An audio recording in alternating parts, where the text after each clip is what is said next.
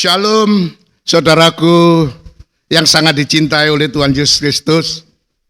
Mari pada kesempatan yang baik, sekalipun suasana udaranya memang sangat panas ya. Tetapi biarlah dalam ketenangan, keteduhan pada hari perhentian minggu ini kita boleh manfaatkan dengan seoptimal mungkin, terutama bersamaan dengan saudara-saudara kita, kaum muslimin yang sekarang ini mengadakan satu perayaan yang sangat sebenarnya sangat membangkitkan kecemburuan saya secara pribadi ya, karena agak sedikit mengerti saya bahwa Hari Raya Idul Fitri ini merupakan satu hari raya yang sangat spesial, karena bagi pemeluknya, penganutnya meyakini bahwa terjadinya kehidupan yang kembali kepada jati dirinya, fitrinya, yaitu yang kebetulan oleh kemurahan Tuhan secara khusus kita diberi oleh Tuhan pengajaran yang namanya pengajaran kesempurnaan. Bahkan secara istimewa Tuhan itu memberikan kepada kita topik khusus, yaitu mengenai tentang ungkapan ruangan maha suci, atau terbukanya kembali ruangan maha suci. Dan kita tahu bahwa ruangan maha suci atau tempat bukan hanya tempatnya orang-orang kudus, tapi tempatnya orang yang maha kudus, atau berada di dalam suasana kesempurnaan. Bukan hanya sekedar kita fitri dalam arti yang kembali dalam kesempurnaannya atau kembali kepada kemuliaannya yang memang sejak peristiwa Taman Eden, zaman leluhur kita Adam dan Hawa jatuh, maka itu memang mereka diusir. Tetapi sekali lagi seperti yang sudah kita pelajari pada minggu yang lalu, maka pada hari ini saya masih ingin mengajak pada season ini untuk kita akan terus sesuai dengan topik kita, mengungkap misteri yang ada di dalam ruangan maha suci atau berada di daerah kesempurnaan. Dan pelajaran yang kita terima, seharusnya kita sudah berada di tempat itu. Minimal suasana itu sudah seharusnya kita alami, kita rasakan. Karena kalau saya mengambil satu kajian saja, kalau saudara-saudara kita untuk bisa fitri kembali atau kembali menjadi suci kembali, atau mungkin ya artinya kembali kepada titik nolnya di dalam perjalanan manusia yang awal itu adalah mulia, sempurna, tapi jatuh. Tapi untuk bisa kembali lagi, kalau saudara-saudara kita punya metode atau punya sistem, sebulan harus berpuasa. Itu artinya. Tetapi bagi kita, betul-betul Tuhan itu telah memberikan kepada kita satu gambaran atau satu market yang sangat luar biasa, karena Tuhan telah memberikan kepada kita pengajaran tabernakel atau pengajaran mengenai rumah Allah atau pengajaran mengenai miniaturnya kerajaan surga. Ya, yang memang sudah kita pelajari, miniaturnya itu terdiri dari 3 tingkatan saja. Tingkat pertama namanya halaman, tingkat yang kedua namanya ruangan suci, daerah kesucian, tapi tingkat yang ketiga wilayah atau daerah ruangan maha suci.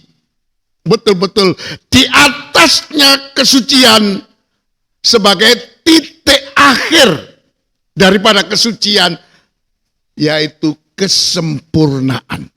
Dan ini sedang kita pelajari bersama-sama. Jadi kita akan mengarah kepada titik itulah. Suasana ruangan maha suci itulah.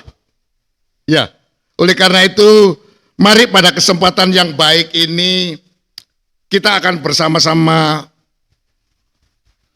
pelajari secara dalam. Bukan hanya kita pelajari, tapi kita pahami dan kita amalkan di dalam kehidupan kita sehari-hari. Ya, sebagaimana memang yang sudah kita pelajari, untuk masuk ke dalam ruangan maha suci itu tidak bisa tidak, kita harus melewati yang namanya pintu tirai.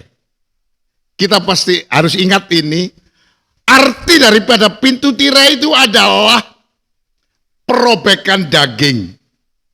Artinya daging ini harus ditamatkan, harus dirobek. Ya, kalau saudara-saudara kita, terus terang saja saya pada tahun ini, kalau saya merasakan situasi dan suasana bulan puasa tahun ini, suasananya begitu luar biasa. 1 bulan hampir tidak ada hujan.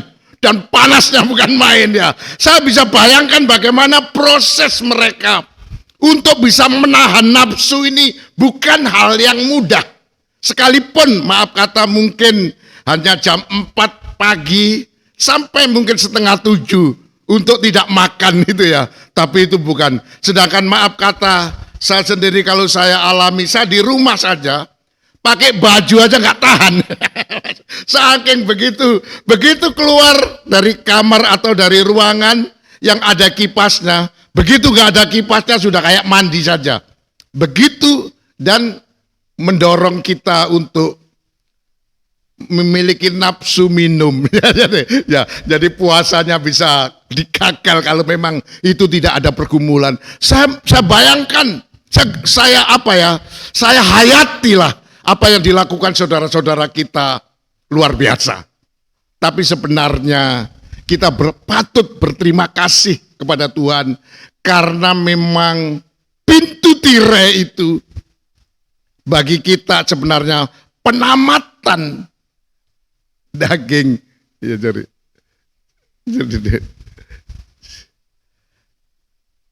mungkin Yohanes bisa ngawan itu, mungkin ada Alkitab atau apa.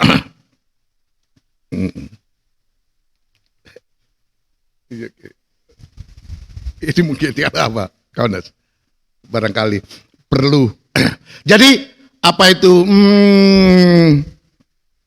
Saya ingin, ya, makna inilah yang saya ingin sampaikan pada siang hari ini, di mana Tuhan ingin supaya kita kembali atau mengalami pemulihan kembali dari kejatuhan yang sangat tragis terhadap manusia, karena awalnya manusia itu dicipta oleh Tuhan serupa dengan gambarnya Allah, sama dengan seperti Allah itu sendiri, bahkan betul-betul manusia itu mencerminkan gambarannya Allah. Dan maaf, saya agak sedikit tertarik karena saya begitu masuk ke daerah Tanah Batak ini, ya jujur saya, dan kemudian saya sebagai hamba Tuhan harus bisa dikatakan membawa jemaatnya Tuhan untuk betul-betul kembali kepada kesempurnaan itu. Saya sangat tertarik dari awal saya menginjakkan medan ini adalah satu paham yang sangat menarik hati saya, bahwa saudara-saudara kita dari suku Batak ini sangat memuliakan yang namanya seorang laki-laki. Ya, ini boleh dikatakan sampai saya diberi penjelasan oleh saudara saya, kawan saya pada waktu itu. Ya, ada pendeta yang ada di tetangga saya di Medan sana, yaitu Bapak Sagala, menjelaskan, Pak Har, orang Batak ini punya satu falsafah yang memang ini sangat kuat, namanya Dalian Natolu. Itu saya ingat saja, jadi itu ada parana, iya Bang, parana atau itu sebagai dirajakan, dan tapi juga ada parboru, tapi juga ada hula-hula. Ini tidak bisa dipisahkan. Jadi pada waktu saya itu pertama kali yang saya dapatkan waktu saya datang dari Jawa ke Sumatera Utara, khususnya di Medan ini, saudara saya, kawan saya, Pendeta Sagala ini menjelaskan. Dan kemudian saya diajak, ayo Pak Ar, kita melayani orang Batak supaya orang Batak itu bisa mengerti perbedaan antara yang tradisi, itu dia bilang, dan ajaran Kristen, ajarannya Tuhan. Ya memang tidak mudah. Ya, saya waktu itu beberapa kali saya diajak sama dia untuk bahkan dan sesudah itu saya mendapatkan tugas dari TDPHC Company untuk seperti menjadi manajernya Yayasan Penginjilan Hermina, yang tugasnya itu mengadakan penginjilan, bukan mengkristenkan yang Kristen. Waduh, itu yang memang tidak mudah saya. Jadi akhirnya misi kami itu pergilah ke daerah Tapanuli, ada di Langkat juga ada, tapi juga di daerah Karo juga ada. Jadi untuk membawa orang-orang kita yang belum mengenal Tuhan itu diperkenalkan kepada Tuhan. Ya, ternyata waktu itu saya berhadapan dengan orang-orang Parmalim ya, saya harus berhadapan dengan orang-orang Parmalim itu. Tetapi saya banyak mendapatkan satu pelajaran. Jadi yang paling menarik itu saya adalah pengajaran anak laki-laki itu seperti Tuhan tanamkan di dalam hati saya, di dalam pikiran saya.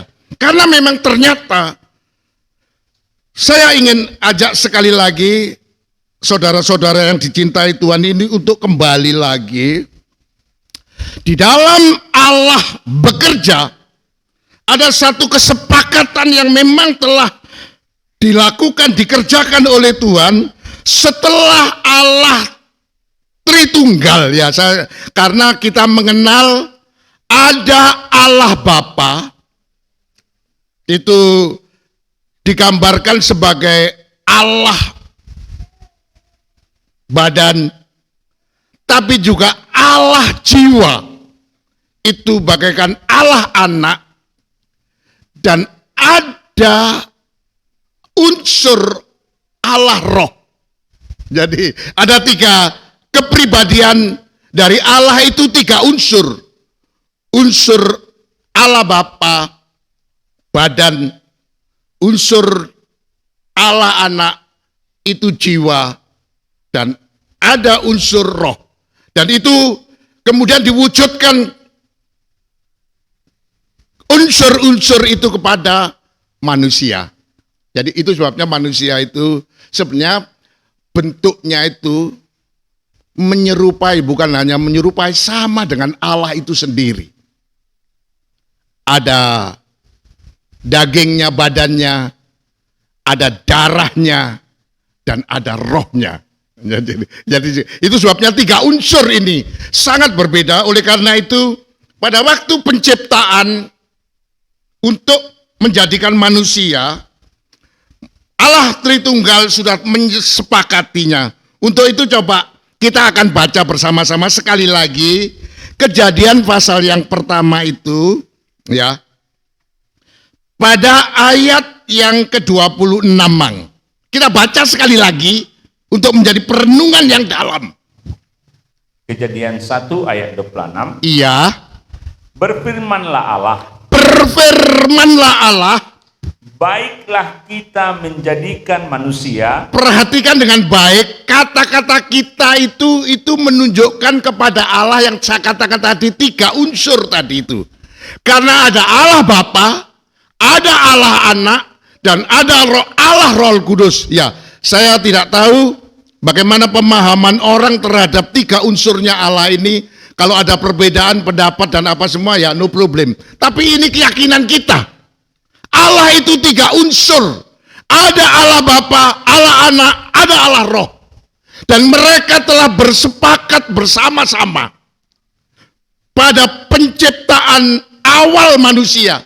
Pada waktu dia ingin menjadikan manusia, setelah dia mengerjakan pekerjaan, menjadikan alam semesta ini dengan segala isinya.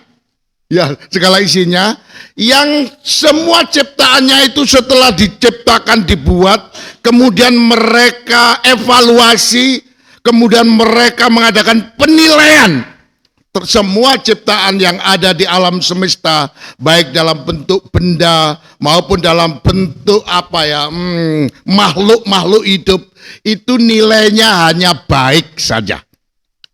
Tapi untuk menjadikan manusia, teruskan Mang pembacaan itu.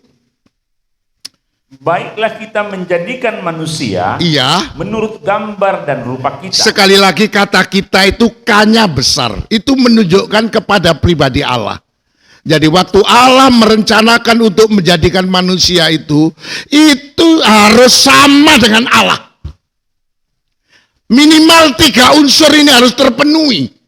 Manusia itu harus ada badannya, manusia itu harus ada jiwanya, manusia itu harus ada rohnya.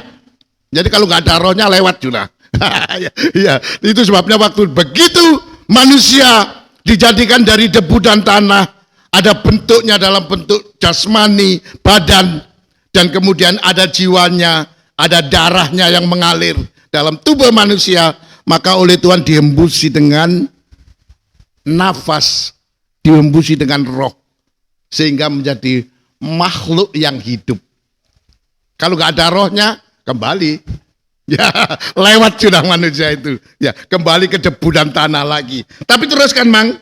Supaya mereka berkuasa, ya, atas ikan-ikan di laut dan burung-burung di udara, ya, dan atas ternak dan atas seluruh bumi dan atas segala binatang melata yang merayap. Ayat 27 teruskan Mang. 7. Maka Allah menciptakan manusia itu. Maka Allah menciptakan manusia itu menurut gambarnya. Menurut gambarnya. Terus? Menurut gambar Allah diciptakannya dia. Menurut gambar Allah diciptakannya manusia itu. Terus? Laki-laki dan perempuan diciptakannya. Ada titik koma. Laki-laki dan perempuan diciptakannya mereka itu. Jadi sebenarnya saya ingin pada kesempatan yang berbahagia ini untuk mengajak saudara-saudara yang sangat dicintai Tuhan ini untuk bisa merefleksikan kembali sebenarnya manusia itu sama dengan Allah. Kalau serupa dengan gambarnya Allah.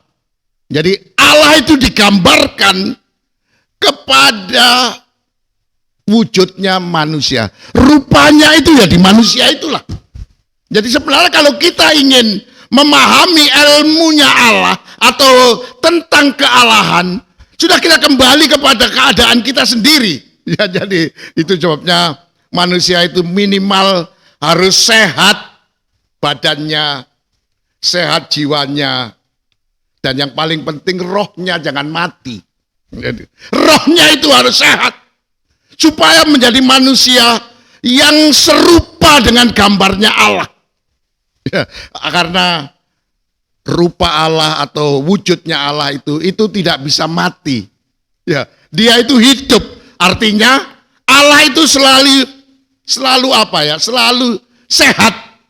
Ya, nggak pernah sakit ya. Dia nggak pernah terserang apapun karena dia harus hidup terus.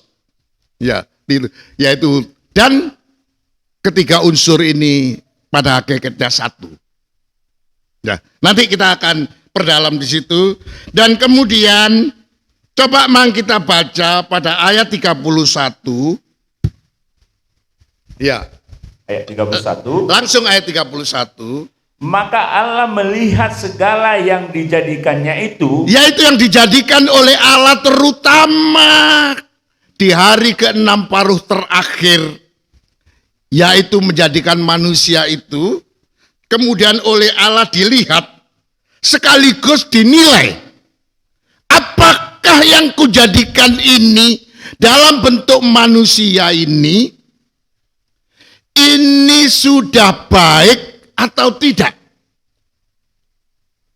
Kemudian setelah itu dinilai, maka Allah melihat segala yang dijadikannya itu, teruskan mang, sungguh amat baik. sungguh amat baik.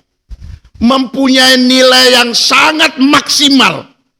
Tidak ada yang bisa mengalahkan nilai daripada manusia yang memiliki bentuk serupa dengan gambarnya Allah itu.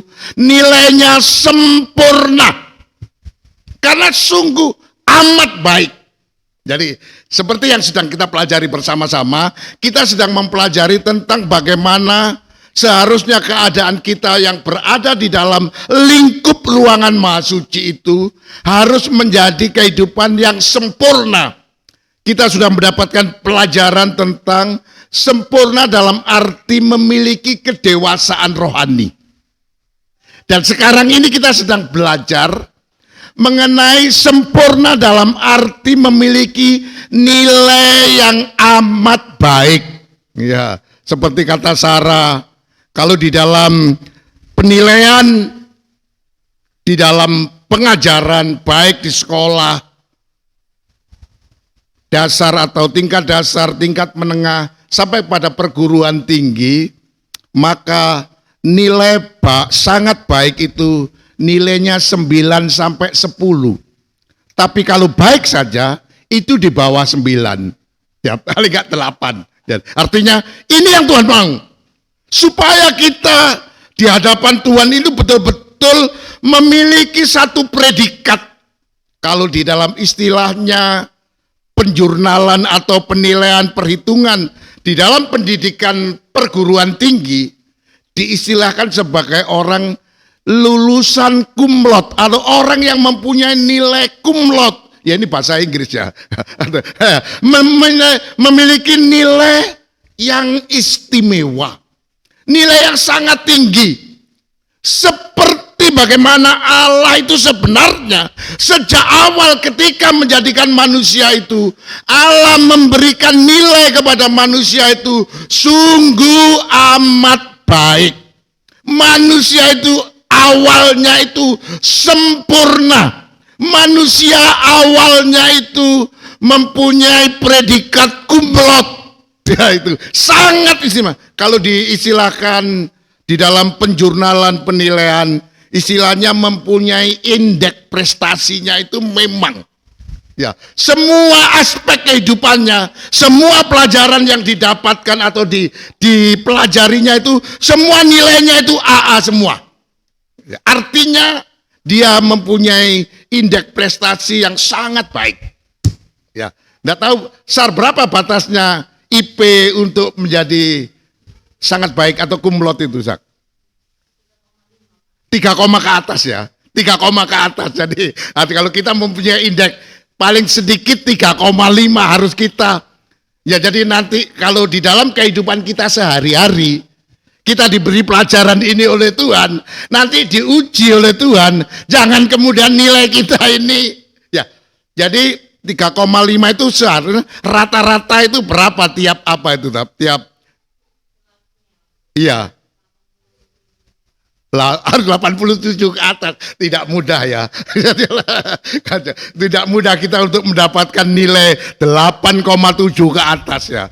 Bisa waduh 87 ini ya. Untuk dapat nilai 6 aja udah setengah mati. Menghafal paling kalau yang sudah tua-tua ini ya. Tetapi tidak usah khawatir ya. Tapi ini yang saya ingin penekanan di dalam sistem penilaian. Ya, jadi oleh karena itu nanti kita akan belajar bersama-sama. Sebenarnya untuk mendapatkan nilai 8,7 ke atas di dalam pengajaran kesempurnaan ini, di dalam pengajaran anak laki-laki, dalam pengajaran mengenai ungkapan ruangan maha suci itu tidak terlalu sulit. Karena apa? Karena Tuhan telah memberikan satu sistem. Ya nanti kita akan pelajari caranya bagaimana supaya di dalam kita belajar kepada Tuhan itu dapat mendapatkan nilai yang sangat baik. Saya berharap jangan 8,7, tapi kalau bisa sudah mendekati 9,9 ya, supaya kita betul-betul serupa dengan Tuhan itu. Kalau Tuhan itu betul-betul A+, ya. Kalau dia itu betul-betul 100, ya. Kita harus serupa. Ya, menggambarkan serupa dengan dia. Ini yang sedikit saya ingin karena kita akan sedang perdalam. Jujur saya menerima pengajaran tentang nilai yang sangat baik ini ya, saya baru mengerti hari-hari terakhir ini. Yang sekarang ini sedang saya gumuli. Oleh karena itu kemarin sebenarnya saya suruh upload pada ibadah minggu yang lalu, tapi jangan dulu Sar. Nanti saya akan jelaskan secara runut. Ya, saya ingin supaya tidak kemarin agak global, tapi sekarang ini agak sedikit dirincikan gitu ya.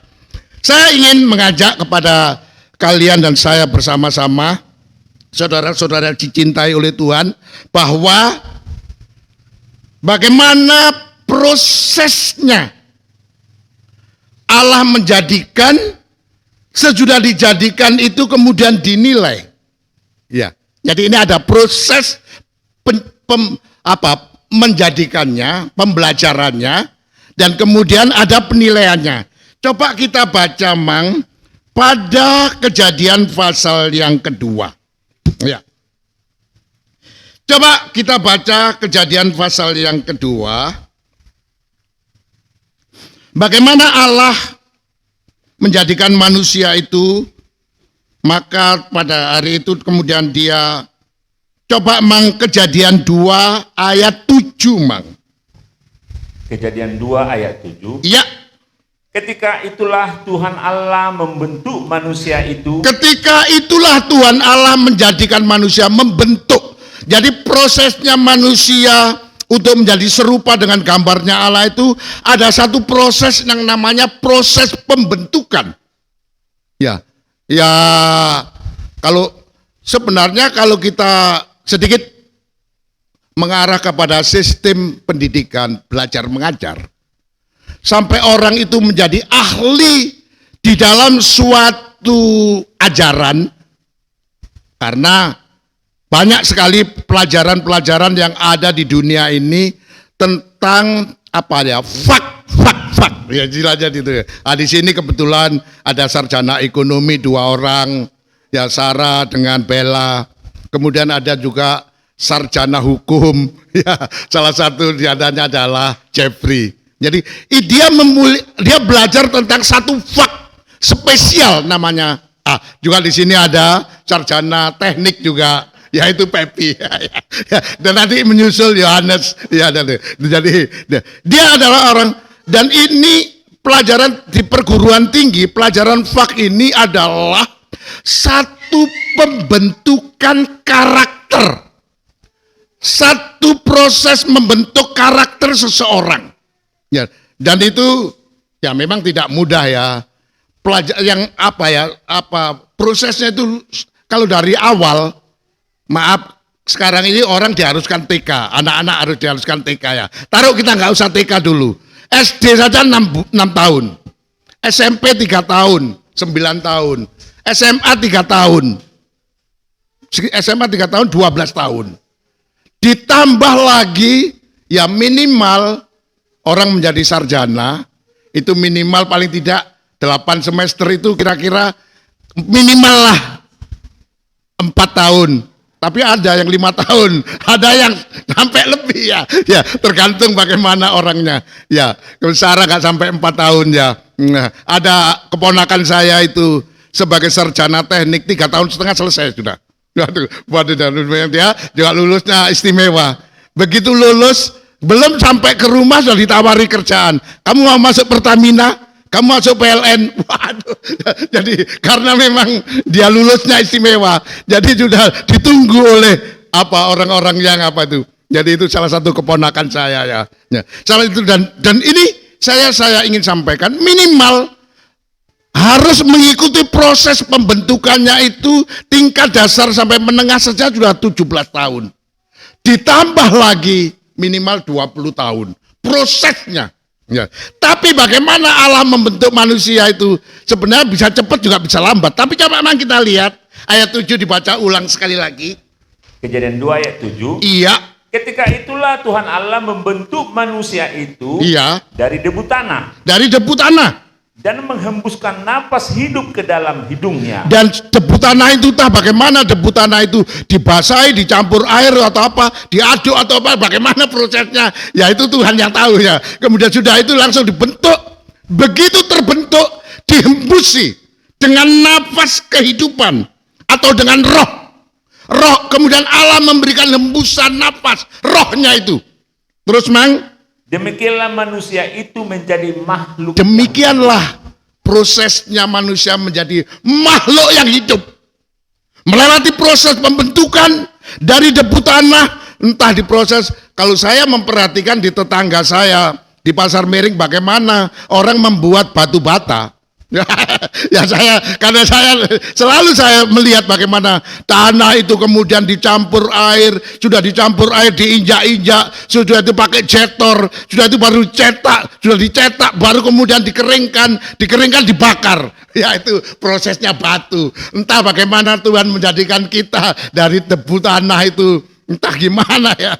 Tapi satu hal, setelah terbentuk kemudian dihembusi. Karena memang sudah menjadi roh modelnya, patronnya itu sudah ditentukan oleh Allah. Bentuknya manusia itu harus menyerupai Allah, harus segambar dengan Allah, tidak boleh tidak sama, harus persis. Ya, dan kemudian jadilah manusia. Pertama yang dijadikan itu adalah seorang anak laki-laki. Ya ini cikal bakalnya saya menemukan pengajaran ini sebenarnya diawali oleh pemahaman saya terhadap budaya atau kulturnya orang Batak. Orang Batak itu selalu laki-laki itu rajanya. Memang ada laki-laki berikut hula-hula, tapi yang menurunkan boru ya jadi raja itu adalah atau patronnya itu adalah laki-laki. Sehingga waktu itu saya secara kemudian saya terpikirkan iya ya. Hebat ya orang Batak. Oleh karena itu kemarin kami cerita di rumah, berdiskusi di rumah antara kalau orang Jawa itu memang repot ya. Karena bisa bersaudara itu kawin nggak tetapi kalau orang Batak sudah nggak bisa, marga Manulang nggak boleh dapat boru Manulang, ajab lah itu ya. Masa anaknya sendiri dikawini ya, jadi kami berdiskusi tentang itu ya sama Pepi sama ibunya ya tentang bagaimana ini merupakan satu dasarnya dan memang itu Allah lakukan itu tapi ya kita tidak mengatakan sebab kalau dengan kemarin kita mendiskusikan kalau dengan orang Jawa bisa benturan, kalau orang Jawa itu sepupu nggak boleh tapi kalau orang Batak diharuskan. Kata Pepi kalau kita mau menikah maka dengan kita harus minta izin sama paribannya katanya. Jadi saya sih nggak ngerti, nggak terlalu paham ya karena memang ini Dalian atau lu itu ya Mang ya. Mungkin enggak, Pariban ini mengarah kepada Abraham, Ishak dan Yakub ya, itu. Dari situ itu. Tapi saya ingin masuk kepada poinnya. Dan setelah anak laki-laki, jadi awalnya Allah menjadikan manusia yang serupa dengan gambarnya adalah itu sebenarnya satu patron, satu gambar, satu bentuk saja, yaitu laki-laki. Jadi oleh karena itu Tuhan mengatakan anak laki-laki atau orang laki-laki itu, makanya saya sangat menghargai kulturnya orang Batak bahwa laki-laki itu memang harus dirajakan atau harus dimuliakan.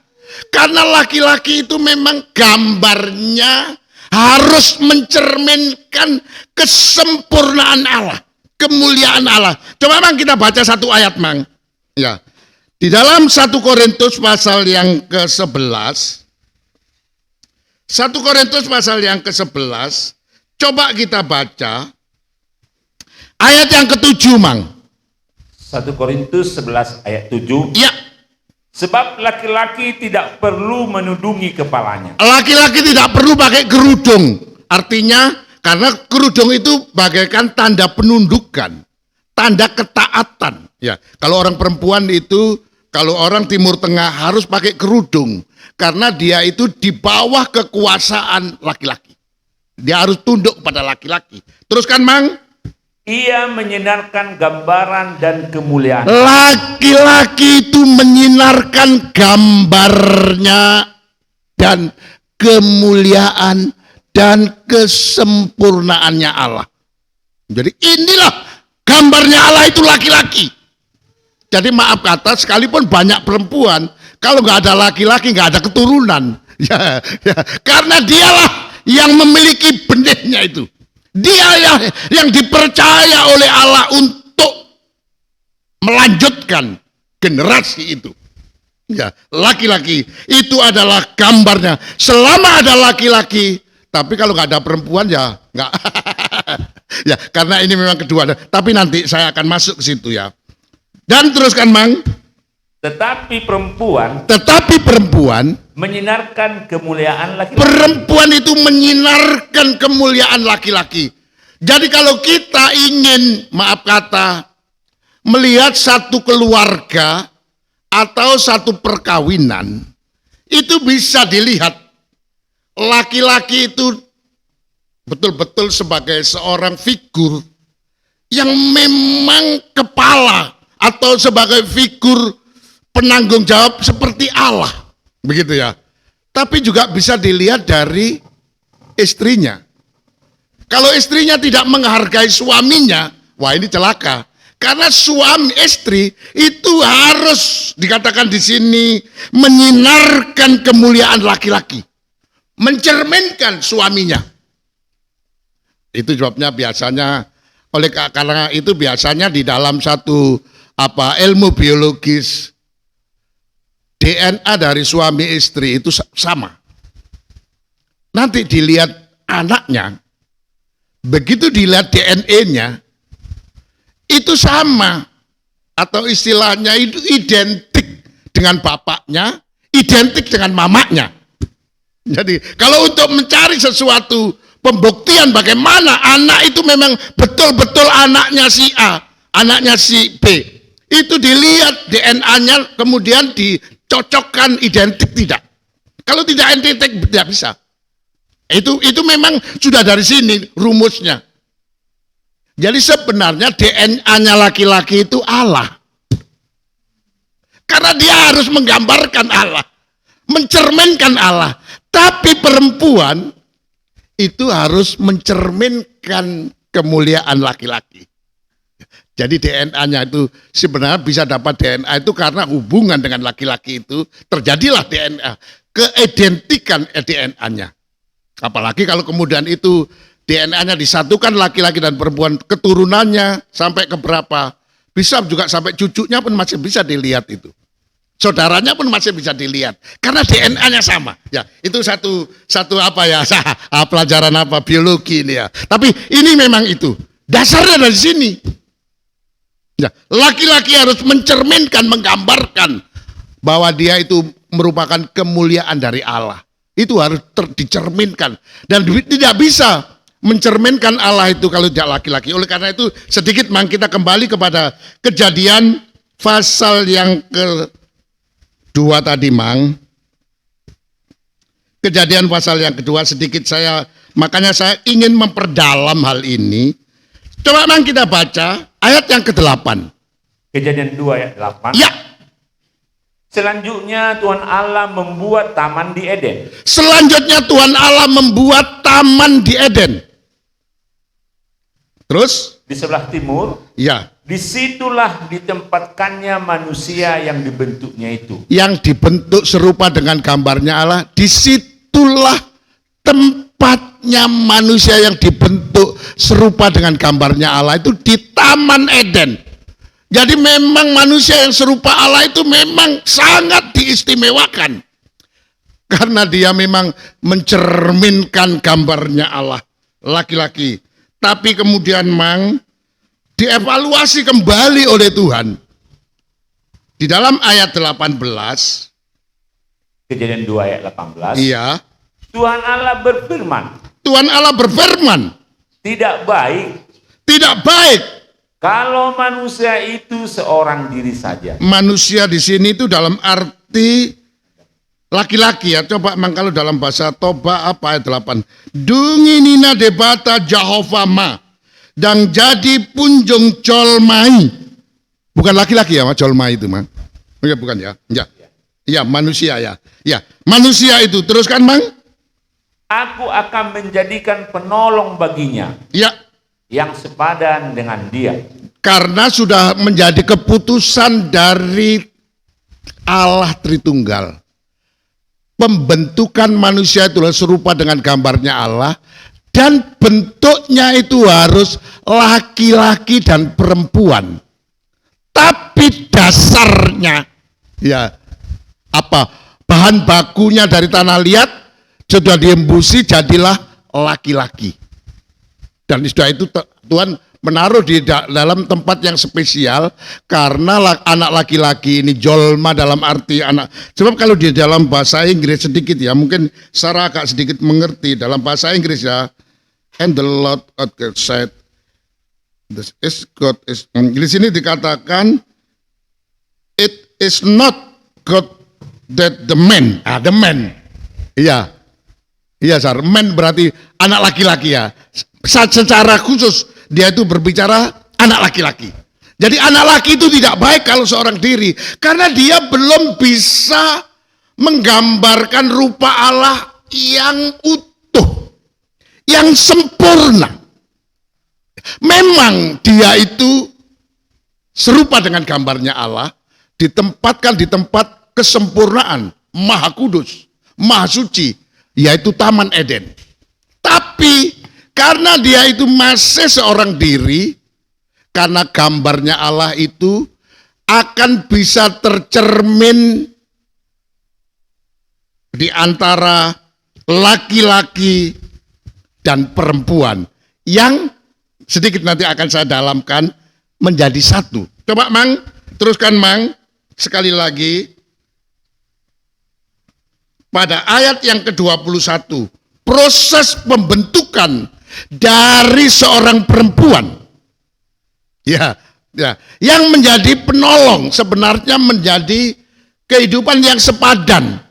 Ya, ini di dalam arti penyatuan antara laki-laki dan perempuan, rumus yang digunakan oleh Tuhan adalah dasarnya itu kesepadanan.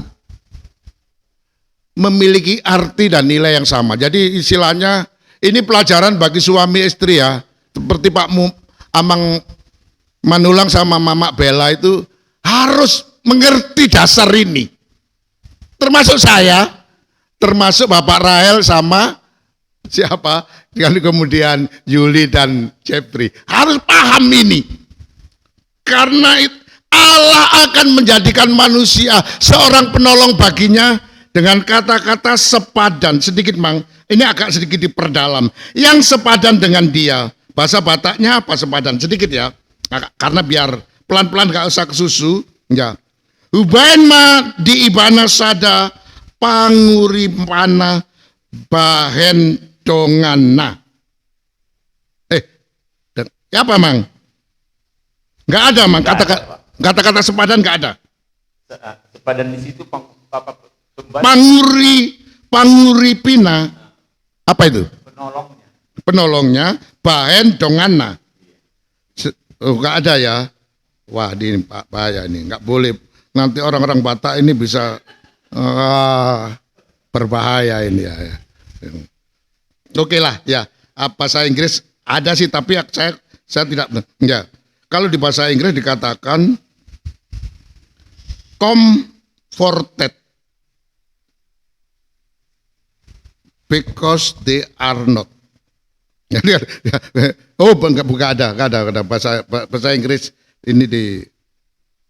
Jadi sepadan itu artinya memiliki arti dan nilai yang sama, serupa. Ya, jadi memang ya ini jangan kemudian ya biasanya maaf kata ya orang-orang yang menikah kemudian mengajukan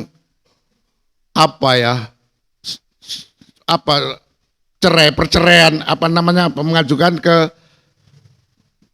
perceraian, salah satu itu bisa pihak perempuan, bisa pihak laki-laki. Tapi kalau di dalam ini saya ingin menekankan jangan sampai terjadi pada kita, karena memang format Allah menjadikan suami dan istri atau menjadikan laki-laki dalam arti suami dan istri dalam arti perempuan itu formatnya sudah ditetapkan oleh Allah. Oleh karena itu saya berkeyakinan, ya saya pribadi, oleh karena itu oleh kemurahan Tuhan saya berterima kasih kepada Tuhan. 51 kami menjalin hubungan pernikahan dengan ibunya. Ya oleh kemurahan Tuhan bisa ditanyakan anak saya. Saya berantem tidak pernah. Ya, karena saya kalau berantem ingat ayat ini. Istri itu tubuhmu. Dan kemudian arti dan nilai sama. Jadi kalau kita ada saudara saya, keluarga saya, kadang-kadang ya karena orang Malang ini kan agak tipenya kasar. Wow, tuh rupamu ke istrinya kan semacam gitu. Padahal sama dengan rupanya dia. Wah, maaf kata kalau kemudian istrinya dikatakan. Oleh karena itu saya terjadi perdebatan dengan senior saya, Pendeta Siregar. Saya bilang, Mang, Amang kok gitu sama tante Omang kok bilang orang rumah sih Mang. Saya bilang gitu. Loh, iya Amang ini pengajaran mempelai gak gitu Mang. Saya bilang gitu. Tante itu sama dengan tubuhnya Amang. Jangan Oma diskriminasikan. Wah, ya, karena saya bilang tante di mana? Gimana Om? Gimana tante? Waktu itu dia katakan sama saya, orang rumah nggak ikut Har. Katanya, loh kok orang rumah ya? Saya bilang gitu. Ya sama dengan orang Jawa. Tiang wingking, kalau orang Jawa itu orang yang bagian belakang. Ini sebenarnya nggak boleh. Ini saya di dalam pengajaran yang benar bahwa suami dan istri itu satu paket. Karena istri atau wanita dibentuk untuk laki-laki itu sepadan, memiliki arti nilai yang sama. Kalau guru saya itu mengatakan tumbuh dapat tutup. Jadi pinang dibelah dua. Jadi cek dibelah gini, entah yang agak besar suami, yang agak kecil itu istri. Tapi kalau dikembalikan sudah satu. Ya, jadi sudah nggak bisa. Ya ini sudah bentuknya ini. Ya, ini segini pendidikan yang dalam untuk saudara-saudara yang dikasihi Tuhan dengan saya. Dan kemudian kita baca Mang ayat 21. Perhatikan dengan baik. Kejadian 2 ayat 21. Ya. Lalu Tuhan Allah membuat manusia itu tidur nyenyak. Tidur nyenyak. Ketika ia tidur, Iya. Tuhan Allah mengambil salah satu rusuk daripadanya. Ambil rusuk daripadanya. Lalu menutup tempat itu dengan daging. Lalu rusuk ini ditutup oleh Allah dengan daging. Ya, terus? Dan dari rusuk yang diambil Allah dari manusia itu, Iya. dibangunnyalah seorang perempuan. Rusuk itulah kemudian dibangunnya oleh Tuhan. Seorang perempuan. Dan kalau sudah jadi perempuan ini, Dari tulang rusuk yang kemudian dibangun oleh Tuhan ini, kemudian jadi manusia dalam bentuk perempuan. Ayat selanjutnya. Lalu dibawanya kepada manusia. Lalu dibawanya kepada manusia, dihadapkan kepada manusia. Artinya dibawa kepada pemberkatan. Nah ini loh. Jadi ya suaminya dari hula-hulanya di sana, kemudian dibawa, kemudian dipertemukan borunya dengan anaknya ini. Wah, ketemu dah. Terus Ayat 23. ayat 2. Lalu berkatalah manusia. Lalu berkatalah men, anak laki-laki itu. Inilah dia. Inilah dia. Tulang dari tulangku. Tulang dari tulangku. Dan daging dari dagingku. Dan daging dari dagingku. Ia akan dinamai perempuan. Ia akan dinamai perempuan. Sebab ia diambil dari laki-laki. Ia berasal dari laki-laki. Ia diambil dari laki-laki. Jadi perempuan itu memang sudah disediakan. Tapi inilah ya, hari-hari ini saya suka ada karena Tuhan tunjukkan kepada saya satu YouTube ya tentang seseorang orang Indonesia yang menikah dengan orang Spanyol, Eraldia atau apa ya, menikah dengan itu, ketemu orang perempuan ini beberapa kali sudah pacaran dan sudah mau menikah seperti gitu. Pertama dapat orang PNS, kemudian ditaksir oleh pilot, tapi gak jadi. Ya. Kemudian orang Irlandia atau orang Spanyol ini juga demikian. Sudah 1 bulan mau masuk ke pernikahan, gak jadi. Akhirnya ketemulah orang ini. Ya, antara orang Indonesia dan orang ini di Lombok, dan kemudian terjadilah satu hubungan sampai kepada pernikahan. Dan akhirnya kemudian mereka menikah. Waduh, saya melihat pertemuan mereka terjadi ke istilahnya ke apa ya, sepatron apa ya, lupa aku. Istilahnya sefrekuensi. Ya saya nggak ngerti bahasa-bahasa sekarang ini. Wah kayaknya kami sefrekuensi lah. Ya dengan kalau terjadi kesepahaman banyak, langsung menikah. Jadi ya jadi mereka menikah dan punya anak 1 dan tapi apa ya, saya melihat keluhuran mereka. Apa ya, ke perangai mereka saya seperti ditunjukkan oleh Tuhan bagaimana suami istri ini menunjukkan bagaimana keluarganya itu, baik keluarga istri maupun keluarga perempuannya itu, laki-laki maupun perempuan itu sangat baik-baik, seperti orang yang memang terhormat gitu. Sampai saya ditunjukkan oleh Tuhan seperti waktu itu saya dapat pelajaran, waduh, jangan kau sok lohar.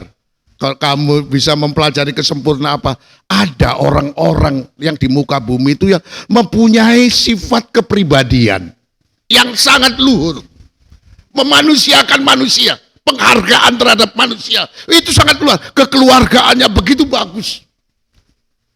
Itu enggak tahu kalau saya ketemu YouTube itu di situ, kemudian saya ikuti itu apanya itu apa, karena dia kan ada waduh, dia bilang gitu. Sementara saya selalu berdoa, Tuhan berikanlah kami ini Tuhan dapat nilai yang sangat baik di hadapan-Mu. Itu gimana Tuhan? Karena saya sedang bergumul itu. Saya tunjukkan di satu YouTube dengan seorang ini ya. Mereka itu, dan kemudian mereka diberkati oleh Tuhan, dan kemudian dia punya usaha di Indonesia maupun di Spanyol. Ya, punya usaha di sana. Dia nggak perlu untungnya banyak, tapi dia kepingin memberdayakan manusia ini supaya manusia itu juga bisa mendapatkan satu penghasilan. Artinya memang dia kemanusiaannya sangat tinggi. Waduh, saya terus terang saja saya sangat merasa mendapatkan pemahaman atau pelajaran dari Tuhan ya, sekalipun mereka itu juga yang satu Katolik, yang satunya Muslim. Ya, tapi karena di luar negeri atau orang-orang luar negeri kan tidak mempermasalahkan soal agama. Dia tidak bilang, agama apa saja boleh, bisa dan bagaimana. Dan tidak ada KTP-nya yang menggunakan apa ya, menjelaskan bahwa dia itu agama. Ini agama itu. Jadi cuma mereka itu kemanusiaannya itu loh. Yang saya bilang, waduh luar biasa ya. Terus dari di sini demikian juga ini Adam atau laki-laki yang pertama yang dicipta oleh Tuhan memiliki gambar yang serupa dengan gambarnya Allah itu, menganggap istrinya itu tulang dari tulangnya, daging dari dagingnya, bukan orang lain, dirinya sendiri. Ini kemanusiaan yang dalam, yang sesuai dengan Tuhan. Jadi kalau ada seorang suami kemudian tidak peduli dengan istrinya, itu kebacut itu sudah ya. Itu orang tersesat yang jauh. Ya, karena Tuhan, istri itu adalah tulang dari tulangnya, daging, tubuhnya dia sendiri. Ya, kayak beberapa waktu terakhir ini kami terbiasa semuanya kalau soal rumah, persoalan rumah tangga itu semuanya diapa oleh ibunya sudah. Itu ibunya tanggung jawab dari dulu. Saya sudah menikah 50 tahun dengan beliau. 50 tahun lebih sekarang di 1 tahun. 51 tahun. Saya selalu, dan saya sangat menghargai apa yang beliau usahakan untuk kami. 5 orang anak laki-laki kami semuanya. Kami selalu, dulu waktu kami masih muda punya anak-anak kecil, kami nyuci bersama apa semua ya, karena kami sebagai pengerja gereja yang bagian orang bawah, jadi kami betul-betul bekerja, tapi terhadap keluarga kami kebersamaan itu selalu kami ya. Jadi terakhir ini ya sudah hampir 6 bulan kami karena sudah merasa itu, waduh ibunya nggak bisa apa karena tangannya itu sakit sekarang itu, jadi waduh gitu kan. Biasanya makan tinggal makan, harusnya kan ini nyuci tinggal nyuci. Sudah kita tahu-tahu sudah selesai semua. Gaduh dengan agak adanya ibu itu, saya betul-betul harus belajar lagi dari Tuhan ya untuk menghargai beliau. Dan oleh kemurahan Tuhan juga anak-anak ya, kami berempat ya. Dulu saya masih apa ya, kadang-kadang ya pagi-pagi aku terpaksa nyuci piring lah atau apa cuma, tapi sekarang 2 orang anak saya, Pepi dan Theo, sudah bertanggung jawab termasuk kebutuhan kami. Kalau nggak ada makanan orang itulah semuanya aja. Tapi inilah saya merasa pelajaran saya terhadap apa yang Tuhan ajarkan untuk menjadi kehidupan yang serupa dengan gambarnya Allah, untuk menghargai suami dan istri. Pelajaran saya sekarang ini dalam, ya sangat dalam. Jadi bagaimana terhadap istri. Jadi bukan hanya kebutuhan cara lahiriah, kebatinan saya harus betul-betul menyatu. Dan saya harus memahami keadaan beliau. Ya, jadi makanya saya selalu ada persiapan. Kalau beliau sakit atau apa dalam apa, kalau dia butuh apa vitaminnya apanya, itu selalu saya cadangkan harus ada. Ya, kalau yang lain, kalau saya maaf kata, saya BPJS sudah lari aja, tapi ibunya ini ke rumah sakit takut ya, karena dia itu punya fobia terhadap rumah sakit. Jadi ini yang kendala saya. Jadi saya harus bawa beliau ke rumah sakit umum. Kalau periksa darah saya juga harus ke swasta. Jadi harus ada budget yang saya harus siapkan sebagai seorang suami ya. Ayo, gimana Bu? Saya bilang gitu. Ayo kita ke dokter ya. Kalau beliau, ayo saja. Jadi memang ini apa ya, pembelajaran yang dalam, karena istri itu adalah tulang dari tulangnya, daging dari dagingnya seorang laki-laki, seorang suami. Saya sekarang baru merasakan bagaimana kalau seandainya harus tidak ada istri. Waduh, sudah bisa kebayangkan sekarang ini hal-hal kecil saya, karena kami sudah 50 tahun itu sudah boleh. Tidak pernah kami memikirkan hal-hal tentang rumah tangga, tentang apa ya, tentang pekerjaan dari seorang istri. Semua ibunya itu, bahkan ibunya itu siang pun sudah selesai masak apa semua, masih ada aja dikerjakan, yang jahit bajunya anaknya lah apa semuanya. Artinya peduli terhadap keluarganya. Jadi sekarang kalau beliau nggak aktif, betul-betul saya terasa saya. Ya, jadi ini pelajaran untuk betul-betul saya harus menghargai istri saya sebagai tulang dari tulangku, daging dari dagingku. Tapi sebaliknya, istri juga harus menghargai suaminya karena dia harus menyinarkan kemuliaan suaminya. Jadi ya. Oleh karena itu terus ada satu ayat yang sangat penting, ayat 24. Ayat 24. Ya. Sebab itu seorang laki-laki akan meninggalkan ayahnya dan ibunya, iya, dan bersatu dengan istrinya. Menjadi satu daging. dengan istrinya, terus sehingga keduanya menjadi satu daging. tidak lagi jamak lagi. Dari tunggal anak laki-laki dijamakkan ada perempuan. Kemudian perempuan dan laki-laki oleh Tuhan ditunggalkan kembali menjadi satu tubuh.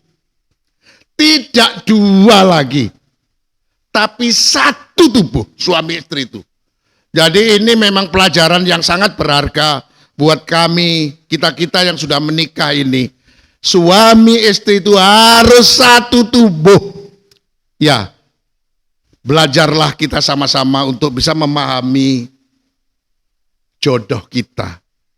Ada kekurangan, kelebihannya. Sama-sama kita bisa merasakan karena satu tubuh. Apa yang dirasakan oleh jodoh kita, kita rasakan. Dan ini perlu karena tujuannya adalah untuk mewujudkan mendapatkan nilai yang sangat baik. Sebab kata ayat 18 tadi, kalau seorang laki-laki itu seorang diri saja, tidak baik, nggak bisa dapat nilai kumlot. Ya, tidak baik, mungkin nilainya ya negatif kali. Tapi kalau kemudian satu dijadikan dua kemudian disatukan kembali, itu nilainya sangat baik.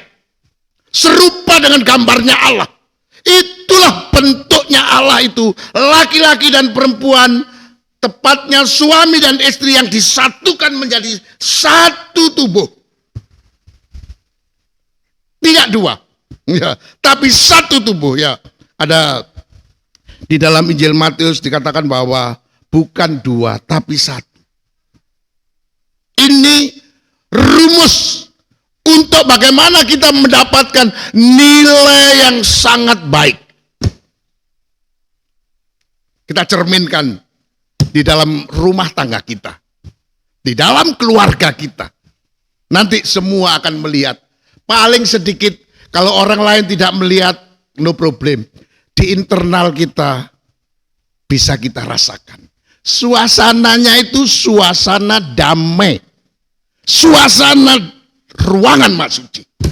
Karena tempatnya orang-orang yang mempunyai nilai yang sangat baik itu, tempatnya adalah di Taman Eden, hidup bersama dengan Allah. Gambaran daripada kerajaan surga, pusatnya Taman Eden itu adalah ruangan maha suci.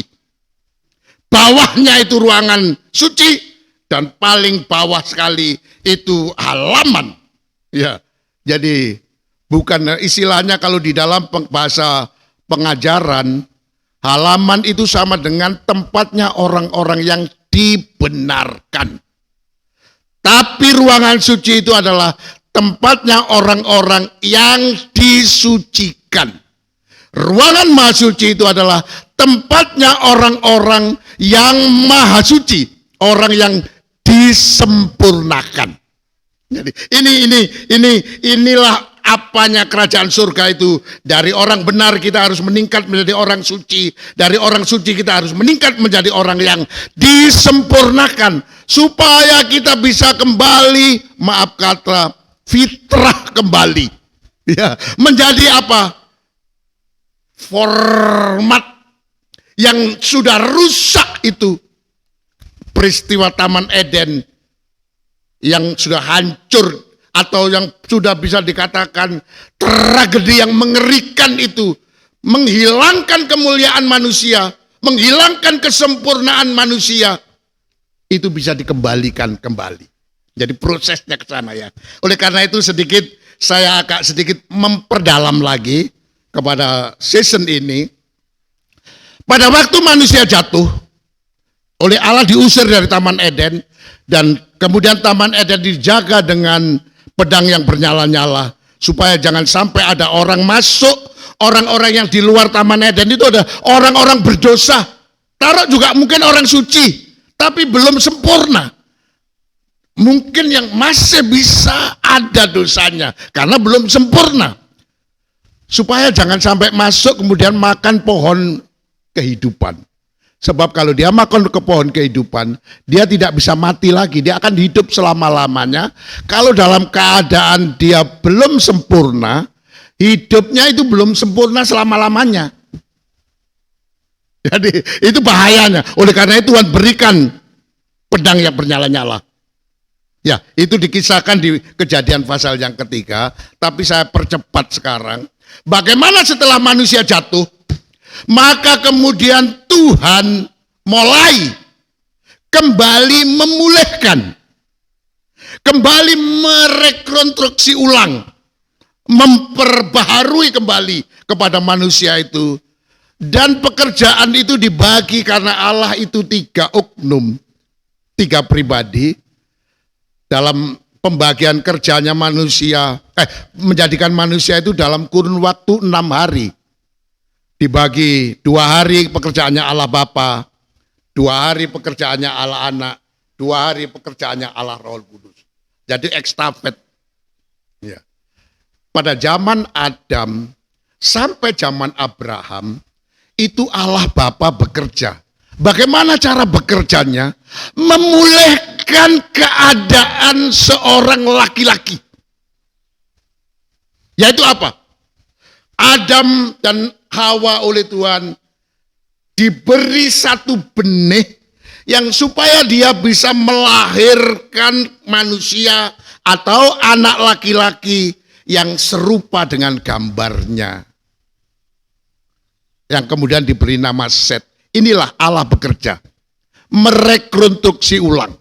Memulihkan kembali. Membaharui kembali. Supaya manusia itu bisa mempunyai nilai yang sangat baik. Maka Allah bekerja. Coba Mang kita baca saja. Kejadian pasal yang kelima Mang. Iya. Ayat 1 ditekankan sekali lagi. Ini penting. Kejadian 5 ayat 1. Ya. Inilah daftar keturunan Adam. Ya. Pada waktu manusia itu diciptakan oleh Pada Allah, waktu manusia yaitu Adam itu, man itu diciptakan oleh Allah, dibuatnyalah dia menurut rupa Allah. dibuatlah mereka menurut rupa Allah, tapi rupa Allah itu tidak tunggal. Sehingga kalau Adam itu seorang diri dinilai belum baik, dia harus dijadikan baik kembali, dalam arti nanti akan saya bawa ke sana. Terus Mang ayat 2 Mang. Ayat 2. Ya. Laki-laki dan perempuan diciptakannya mereka. Laki-laki dan perempuan diciptakannya mereka. Jadi manusia serupa dengan gambarnya Allah itu ada laki-laki dan perempuan, tepatnya itu istri dan suami, suami dan istri. Dijadikanlah mereka yang kemudian oleh Allah, maaf kata, disatukan. Ya, saya mengerti ini sejak saya menganut agama saya yang dulu. Ada 4 ya, yang itu ditentukan oleh Allah. Tidak bisa manusia menentukan dirinya kepada 4 hal, yaitu dulu ya. Apa? Jalan hidupnya manusia. Waduh, kok jadi gini? Itu sebenarnya itu yang ngatur, tentukan Tuhan. Kalau maaf kata kita, ya kemarin saya bilang sama Yohanes, Nes, kalau kita ini memang kita ditutup oleh Tuhan, kita buka pun nggak dibuka, karena memang penentunya dia. Tapi kalau dia sudah buka, nggak ada orang yang bisa nutup. Ya, saya cerita saja sama Yohanes tentang itu ya. Jadi ini memang penentunya, jalannya hidup manusia.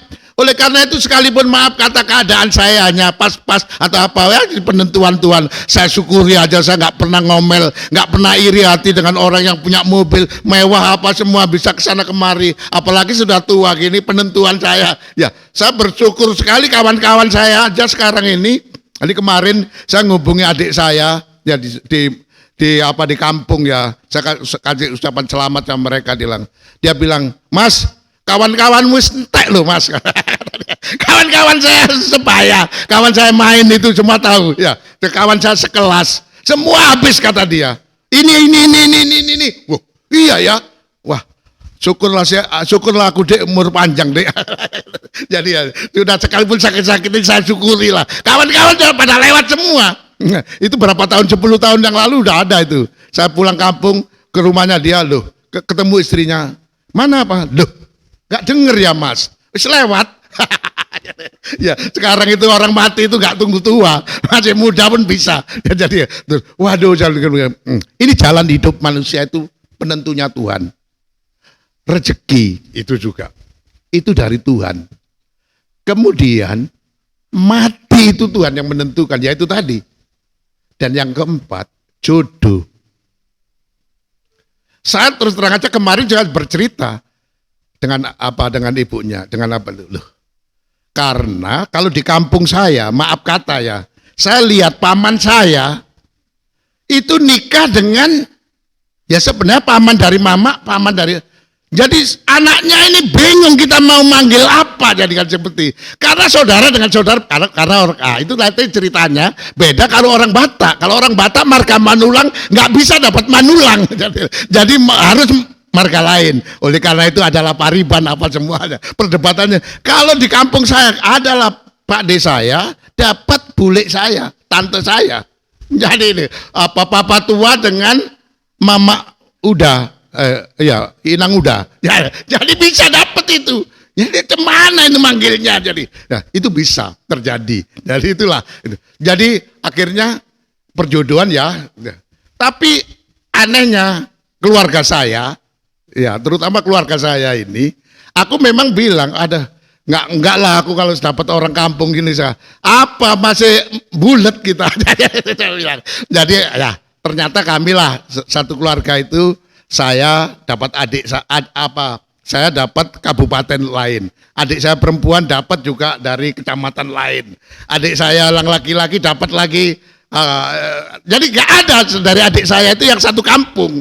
Nah, semua itu kampungnya masing-masing, dari kabupaten masing-masing lah. Juga dari adik saya, dari pihak istri saya juga gitu.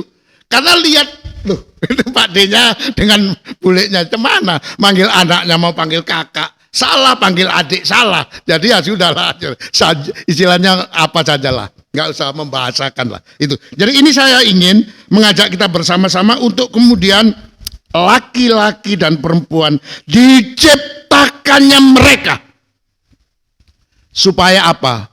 Memenuhi unsur nilainya sangat baik.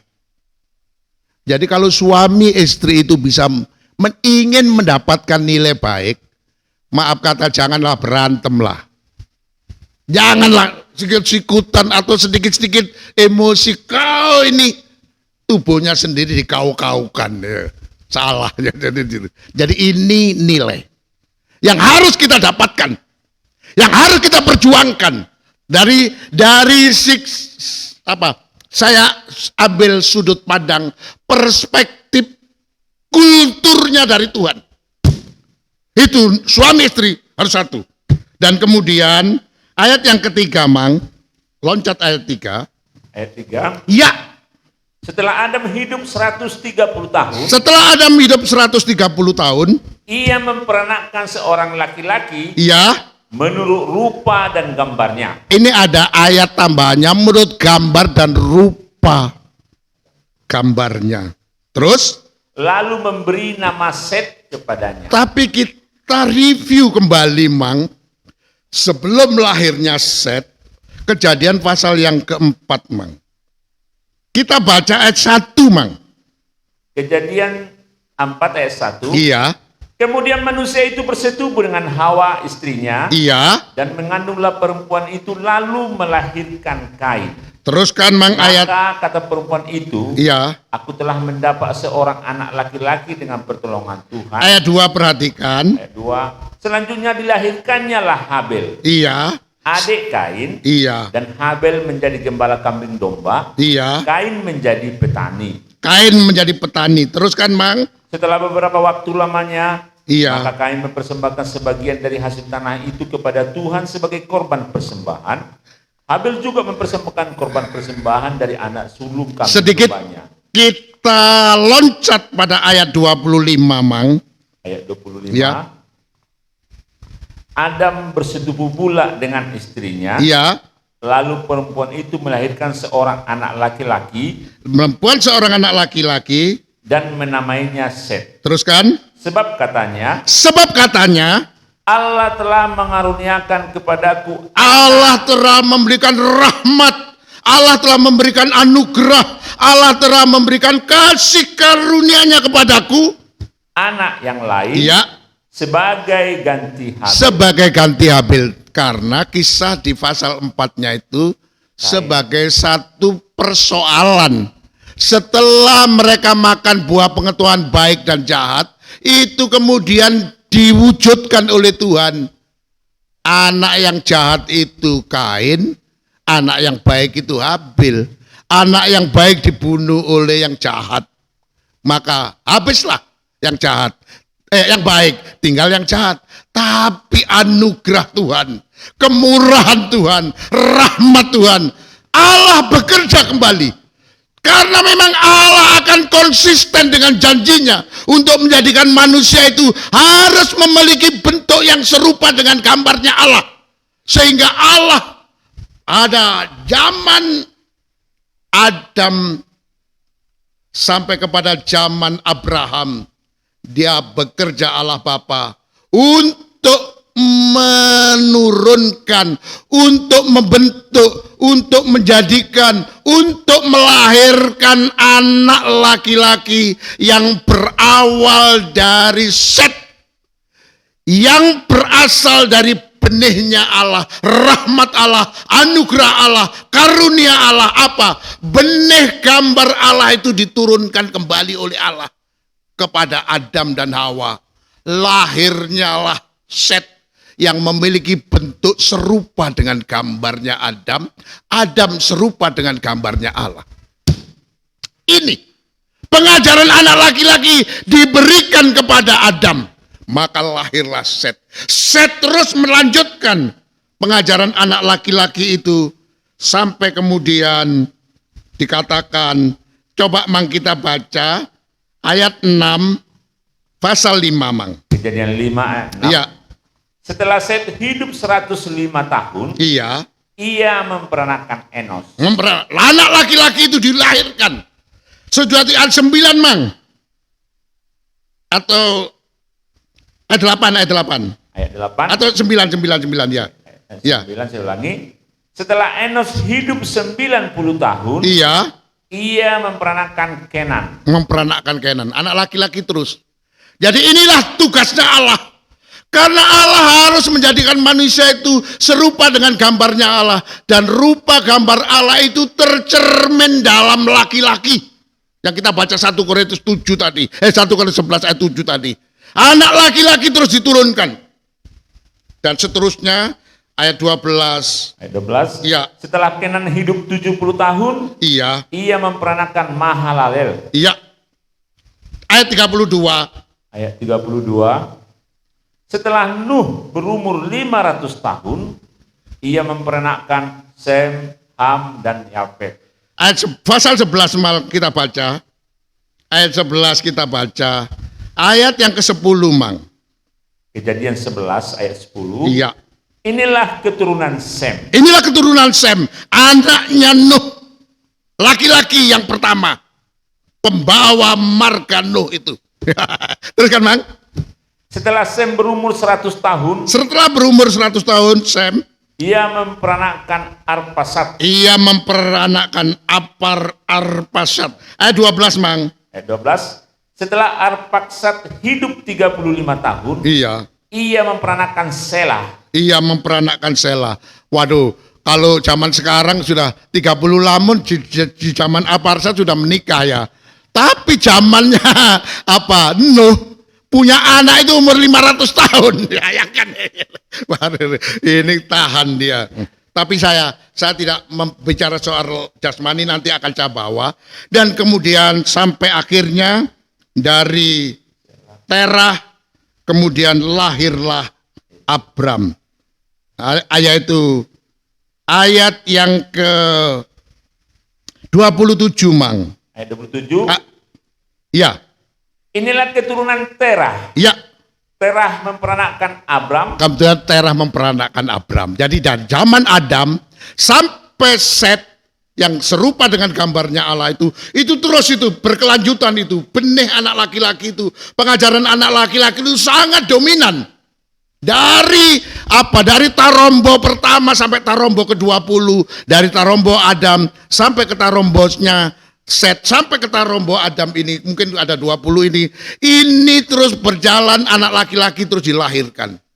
Ya sekarang ini maaf kata kalau orang Batak masih 17-18 ya Tarombonya, kurang lebih gitu ya Bang. Lebih. Iya masih gitu ya, segitu. Ini udah Tarombo ke-20. Tapi orang Batak dengan zaman dulu, zamannya Adam zaman Nuh 130 baru punya anak Set. Ya kita sudah lewat, sudah sampai keturunan ketiga kita mungkin, keempat mungkin. Ya saya sekarang aja sudah punya keturunan ketiga saya sudah. Yaitu sudah. Jadi ini sudah begitu ya, apanya itu ya. Kurun waktunya 2000 tahun. Tapi kemudian zaman Abraham sampai zamannya anak atau zaman apa sampai zaman Yusuf atau lahirnya anak laki-laki, melahirkan anak laki-laki yang dinamakan Yesus lewat perempuan Maria yang perawan itu pun juga pengajaran anak laki-laki terus berjalan sampai ada 42 Tarombo. Dari Adam sampai Daud 14 keturunan, dari Daud sampai pembuangan ke Babel itu ada 14 Tarombo, dari pembuangan ke Babel sampai kepada Yesus itu juga ada 14 Tarombo keturunan. Jadi 42 keturunan itu zaman Allah anak bekerja, yaitu apa? Melahirkan anak laki-laki. Itu sebabnya pelayanan anak laki-laki itu menampilkan dirinya sebagai sistem Melkisedek. Nah, ini nanti kita pelajari sistemnya. Melkisedek, dia tampil dalam bentuk Melkisedek. Abraham yang istrinya mandul itu harus dikerjakan oleh Melkisedek sampai tidak bisa hilang mandulnya. Itu pekerjaan pengajaran anak laki-laki, memungkinkan yang tidak mungkin. Ini pengalamannya Jeffrey sama Yulia. Berjuang 10 tahun baru ada Yohana ya. Yang cantik itu ya. Jadi wah begitu luar biasa. Itu pengajaran itu yang mengadakan.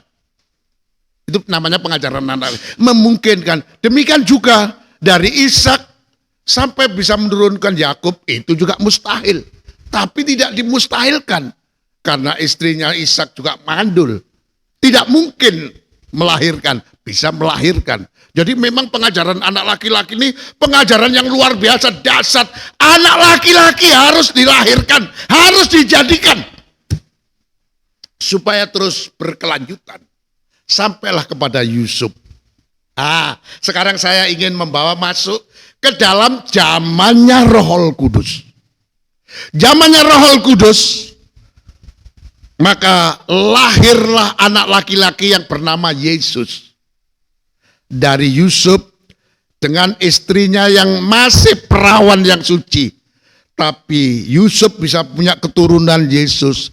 Itu oleh pekerjaan Roh Kudus. Oleh pengajaran anak laki-laki yang dibawa oleh Roh Kudus. Diterima oleh Maria benihnya. Kemudian lahirlah. Jadi ini proses untuk menjadikan anak laki. Zaman Allah Roh Kudus, sedikit nanti kita akan lanjutkan pada poin berikutnya. Zaman Roh Kudus ini lahirlah anak laki-laki yang memang serupa, bukan hanya serupa, ya memang itu gambarnya Allah. Coba kita baca Mang pada Injil atau begini aja, surat Kolose saja Mang. Surat Kolose pasal yang pertama, coba kita baca Mang.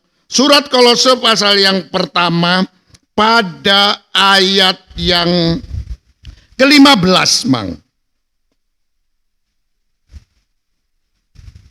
Kolose 1 ayat 15. Ya. Ia adalah gambar Allah yang tidak kelihatan. Yesus itu adalah gambarnya Allah yang tidak kelihatan. Allah yang tidak nampak. Allah yang adalah roh itu bisa tergambar dalam Yesus. Ya, betul-betul tergambar. Ya, disinilah.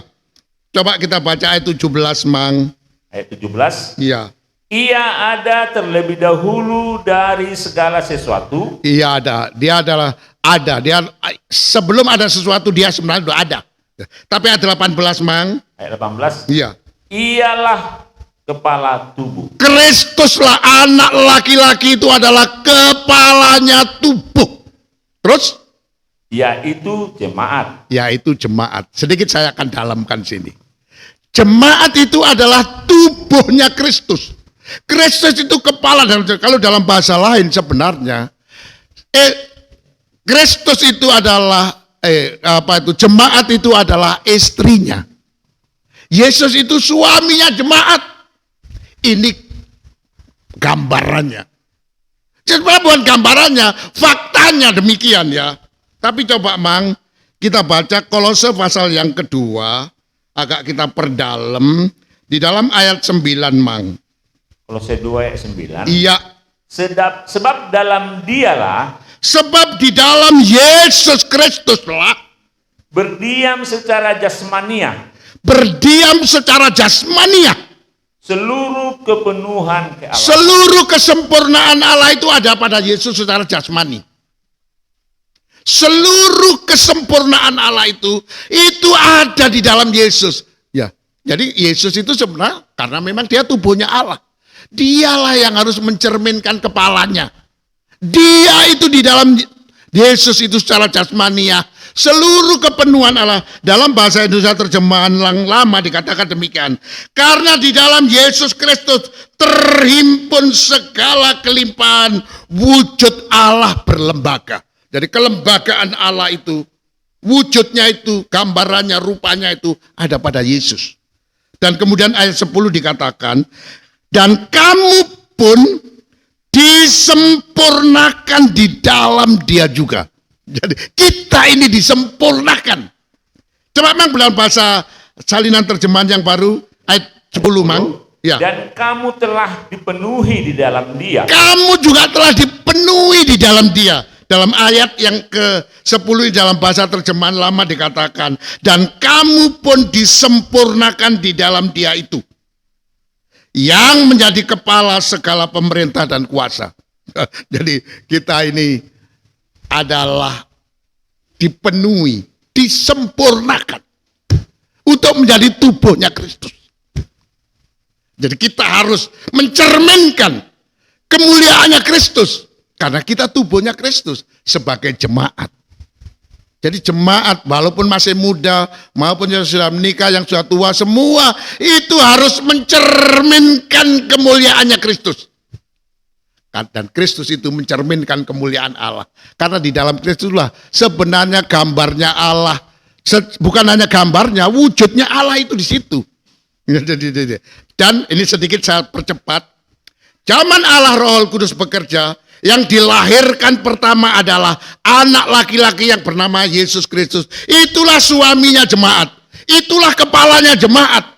Jemaat itu tubuhnya Kristus. Jemaat itu istrinya Kristus. Jadi ini tidak bisa dipisahkan. Karena cuman setelah Kristus mati dan kemudian Kristus bangkit, maka dengan dia naik ke surga. Di dalam bahasa pengajaran kita, dia kembali masuk ke ruangan Maha Suci untuk menyediakan tempat di kita. Jadi dia di sana menjadi imam besar. Tugasnya apa? Untuk kembali memulihkan keadaan jemaat. Supaya jemaat itu tadinya jatuh itu. Manusia yang telah kehilangan kemuliaan Allah dikembalikan. Disempurnakan kembali. Dan untuk supaya nanti bisa tinggal bersama dengan dia. Tempatnya di ruangan Maha Suci sudah disediakan. Nanti saya rasa kita perdalam di season berikut ya. Tapi ini sekarang ini gini. Inilah pekerjaan Roh Kudus. Pekerjaan Roh Kudus itu tidak, maaf kata, berbicara tentang perkawinan jasmani. Yesus sekalipun umur 33,5 tahun belum pernah menikah. Tidak pernah, karena maaf kata, tubuhnya itu, istrinya itu jemaat. Beda dengan saya, istrinya buhar. Ya, ini ya, bisa melahirkan salah satunya Theo dan Pepi, Bapak Rahel dan selanjutnya. Itu kalau Kristus tidak, dia karena dia ingin menjadikan tubuhnya yaitu jemaat itu untuk menjadi tubuhnya dia, untuk menjadi istrinya dia. Supaya istrinya ini dapat melahirkan anak laki-laki yang statusnya itu tubuhnya dia, yaitu jemaat yang disempurnakan. Kepenuhan Kristus disempurnakan oleh Kristus supaya pulih kembali dan bisa masuk ke ruangan maha suci, tinggal bersama dia selama-lamanya. Kembali ke fitrinya kembali. Dulu diusir Taman Eden, oleh Yesus dibalikkan kembali. Dialah yang membuka. Ya, tapi coba saya agak sedikit singkatkan cepat. Coba kita baca, Mang. Ibrani, Mang, pasal yang ke-8. Kita baca sedikit ayat 1 dan 2, Mang. Ibrani 8 ayat 1. Ya. Inti segala yang kita bicarakan itu ialah, Inti segala yang kita bicarakan itu ialah kita mempunyai imam besar yang demikian, kita mempunyai imam besar yang demikian. yang duduk di sebelah kanan tahta yang maha besar di sorga. Ini menjadi pokoknya, sentralnya. Kalau kita punya imam besar yang sekarang ini duduk di sebelah kanan Allah, di dalam ruangan maha suci, di tempat yang maha tinggi itu, maka itu akan menjadi penyelesai segala persoalan kita. Menjadi intinya segala. Jadi kalau kita sekarang, oleh karena kita berterima kasih, kita dibukakan oleh Tuhan ungkapan ruangan maha suci, sangat menekankan tentang intinya itu adalah kita mempunyai imam besar yang demikian berkuasa, demikian luar biasanya, dapat memungkinkan yang tidak mungkin, dapat apa saja. Segala pembicaraan kita, segala persoalan kita bisa kita sebutkan. Tapi kalau kita mempunyai imam besar, clear semua. Selesai semua. Terutama masalah dosa. Akan diselesaikan oleh dia. Akan disempurnakan kembali dia. Terus Mang, ayat 2. Ayat 2. Iya. Dan yang melayani ibadah di tempat kudus, Yang melayani di dalam bahasa Indonesia terjemahan masa kini dikatakan, ia mengerjakan tugas sebagai imam besar di ruangan maha suci, yaitu di dalam kemah Tuhan yang sejati, yang didirikan oleh Tuhan, bukan oleh manusia, yang orisinal di dalam surga. Ya. Teruskan, Mang. yaitu di dalam kemah sejati, Iya. yang didirikan oleh Tuhan, Ya. dan bukan oleh manusia. Kita baca pasal 9, Mang. Ibrani pasal 9, langsung ayat yang ke-11, Mang. Ibrani 9 Iya. ayat 11. Tetapi Kristus Iya. telah datang sebagai imam besar. Tetapi Kristus sebagai imam besar yang menjadi inti segala persoalan kita. Jadi ini pokok pembahasannya tentang imam besar. Bapak, kita telah membaca, telah mendapat pelajaran bagaimana kita bisa mencapai sempurna dalam arti memiliki kedewasaan. Itu akan ditentukan makanan kita. Makanan kita itu harus makanan yang keras, yaitu tentang apa? Tentang pelayanan Yesus sebagai imam besar. Yang sudah sempurna itu, dialah yang akan bisa mendewasakan kita. Kalau kita makan makanan pengajaran tentang imam besar yang dikatakan di dalam pasal 8 ayat 2 itu, tugas pokoknya adalah masuk ke dalam ruangan maha suci. Berada di surga. Terus, Mang? Untuk hal-hal yang baik yang akan datang, Untuk hal-hal yang baik yang akan datang, ia telah melintasi kemah yang lebih besar iya, dan yang lebih sempurna, iya, yang bukan dibuat oleh tangan manusia. iya. Di dalam bahasa Indonesia terjemahan masa kini dengan ayat yang ke-11 itu. Tetapi Kristus sudah datang sebagai imam besar dari hal-hal yang baik yang sudah ada.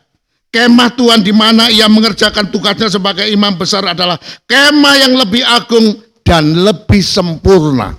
Tugasnya dia adalah tugas untuk membawa kita kepada ruangan maha suci sebagai tempat yang sempurna. Di sini. Artinya bukan berasal dari dunia yang diciptakan. Ayat 11, Kristus memasuki ruangan maha suci di dalam kemah itu hanya sekali saja untuk selama-lamanya. Kita loncat ayat 24, Mang. Ayat 24. Iya. Sebab Kristus bukan masuk ke dalam tempat kudus buatan tangan manusia. Yesus masuk bukan ke dalam ruangan maha suci buatan tangan manusia. Terus? Yang hanya merupakan gambaran saja dari yang sebenarnya. Karena ruangan maha suci yang ada di bumi ini hanya gambaran dari yang sebenarnya yang di surga sana. Teruskan. Tetapi ke dalam sorga sendiri. Tetapi ke dalam surga sendiri. Untuk menghadap hadirat Allah. Untuk menghadap hadirat Tuhan. guna kepentingan kita. Untuk kepentingan saya dan saudara sekalian yang sangat dicintai Tuhan. Sebagai jemaat yang adalah tubuhnya Kristus. Untuk kepentingan istrinya disediakan. Ini memang betul-betul seorang suami yang gentleman betul ya. Tempat sudah disediakan. Apa segala kebutuhan. Apa saja. Berkat-berkat rohani yang ada di surga itu semua telah disediakan. Oleh karena itu untuk memulihkan segala sesuatu. Semua untuk terjadi rekonstruksi kembali. Untuk terjadi satu supaya jemaat itu bisa fitrah kembali. Kembali kepada jati dirinya yang memiliki gambar dan rupa Allah itu. Maka dia harus naik sebagai imam besar. Duduk di sebelah kanan Allah untuk menyelesaikan segala permasalahan, untuk menyelesaikan segala persoalan, dan yang paling penting, segala kepentingan kita akan dicukupi oleh Dia. Dia di sana kata ayat 25, ayat 24 itu dia adalah untuk kepentingan kita. Oh, luar biasa, kita punya imam besar yang luar biasa. Terutama di dalam rangka memulihkan. Apa ya? Memfitrahkan kembali kalau bahasa kawan-kawan tetangga kita. Untuk apa? Terjadi pemulihan kembali. Pembaharuan kembali. Apa yang rusak, apa yang sudah hilang, apa yang sudah sirna dari manusia. Itu oleh Tuhan akan dikembalikan. Dipulihkan kembali, menjadi sempurna kembali. Dan bisa dapat masuk ke dalam ruangan Maha Suci. Dan tinggal bersama-sama dengan Dia. Di mana Dia ada, kita ada. Dan selama-lamanya. Tinggal satu rumah kita. Udah gak ada hukum yang, gak ada Satpol PP, gak ada apa-apa. Ya karena kita akan menjadi satu tempat tinggal dengan Dia. Dalam ruangan Maha Suci. Dalam kesempurnaan kita. Ya itu sudah jelaskan. Tapi nanti akan kita perdalam. Tapi siang hari ini. Sekali lagi, ini pekerjaan Roh Kudus. Nanti kita akan perdalam, yaitu apa? Memulihkan keadaan. Supaya gambar Allah yang sempurna itu bisa direalisasikan. Sebab kalau Kristus anak laki-laki itu hanya sebagai kepalanya jemaat sendiri saja, itu nilainya belum amat sangat baik. Nilainya tidak baik. Oleh karena itu Roh Kudus sekarang itu bekerja kepada seluruh jemaatnya untuk dipulihkan. Untuk disempurnakan. Supaya jemaatnya itu bisa seperti Allah pada waktu membawa tulang rusuknya Adam yang sudah menjadi perempuan itu dibawa untuk dihadapkan kepada Kristus. Oleh karena itu nanti kalau Wahyu 12 digenapkan, nanti kita akan masuk ke sana, tapi sekarang kita akhiri sampai di sini. Tetapi kalau nanti kitab Wahyu 12 digenapkan, anak laki-laki yang statusnya tubuh Kristus itu sudah dilahirkan, sudah diwujudkan, seperti tulang rusuknya Adam, sudah dibentuk oleh Tuhan menjadi seorang perempuan. Nanti akan diangkat. Dibawa untuk dihadapkan. Kembali dibawa ke dalam ruangan Maha Suci itu. Tapi untuk membentuk manusia yang serupa dengan gambarnya Allah. Dalam bentuk jamak. Ada laki-laki, ada perempuan. Tapi disatukan menjadi satu tubuh. Yang itulah nilai yang sempurna. Maka prosesnya sama dengan manusia yang Adam pertama dengan manusia Adam yang terakhir yang disebut Kristus, anak laki-laki itu. Dia juga memerlukan tubuh. Dia juga memerlukan istrinya. Jadi tubuhnya harus dibentuk dulu menjadi jemaat yang disempurnakan supaya dia bisa menjadi predikat istrinya Tuhan. Nanti kita akan mendapat sebutan dari Adam yang kedua. Engkau adalah Hawa yang terakhir, sayangku. Nanti kita akan dipersatukan. menjadi satu tubuh. Tempatnya ruangan maksudi yang sekarang ini disediakan. Kepentingan kita untuk ini sedang dikerjakan oleh dia. Mungkin tidak lama lagi ya dia akan datang menyongsong kita. Ayo kita percepat sekarang ya. Nilai yang sangat baik. Jadi sementara kita masih ada dalam dunia ini, mesti ingat suami dan istri khususnya. Kita ini harus mewujudkan bentuk yang serupa dengan gambarnya Tuhan. Laki-laki dan perempuan itu statusnya adalah satu tubuh. Jadi gak boleh didiskriminasi. Istrinya ditekan terus saja sampai stres. Ya. Suaminya pun juga diomeli terus. Ya gimana, gak bisa. Satu paketnya kita ini. Satu tubuh. Ini harus cepat kita nangkap ini. Untuk mengerti ini. Supaya nanti kita bisa. Terutama juga kita sebagai jemaatnya. Kita ini tubuhnya Kristus. Kita ini istrinya Tuhan yang sedang dipulihkan. Oleh karena itu sebagai ayat terakhir kita tutup dengan Kisah Rasul pasal yang ketiga. Ayat yang ke-21. Satu ayat saja. Kisah Rasul 3 ayat 21. Iya. Kristus itu harus tinggal di surga. Kristus itu harus tinggal di surga sebagai imam besar terutama.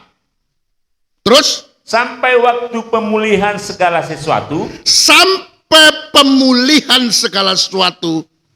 Seperti yang difirmankan Allah dengan perantaraan nabi-nabinya Itu yang terjadi. di zaman dahulu. Dia sekarang ini menurunkan Roh Kudus dengan segala kekuatan kuasanya ke bumi ini supaya terjadi pemulihan. Pemulihan yang paling utama adalah jangan sampai gambar dan rupanya Allah itu sirna dari kita, hilang dari kita, supaya kita juga dapat masuk ke dalam Taman Eden yang rohani, ruangan maha suci, tempatnya Allah yang maha tinggi itu, untuk kita hidup bersama dengan dia. Yang sekarang ini sedang dipersiapkan, disediakan untuk kita, untuk kepentingan kita, hidup bersama dengan dia selama-lamanya. Oh, luar biasa ya, waktu pemulihan sampai selesai. Saya harap cepat pulih kita ya, supaya kita cepat. Jadi semakin kita cepat, melaksanakan apa yang Tuhan ajarkan. Terutama gambar dan rupa Tuhan ini penting, paling penting untuk suami dan istri. Paling penting lagi untuk jemaat dan Tuhan. Dengan hubungannya dengan Tuhan. Itu tidak bisa terpisahkan. Bagaikan satu tubuh dia. Dia kepala kita, kita tubuhnya. Semoga Tuhan memberkati kita semua. Dan mendapat berkat pelayanan dari imam besar menurut Melkisedek, memberkati saudara-saudara yang dicintai Tuhan ini, dan memberkati saya. Amin.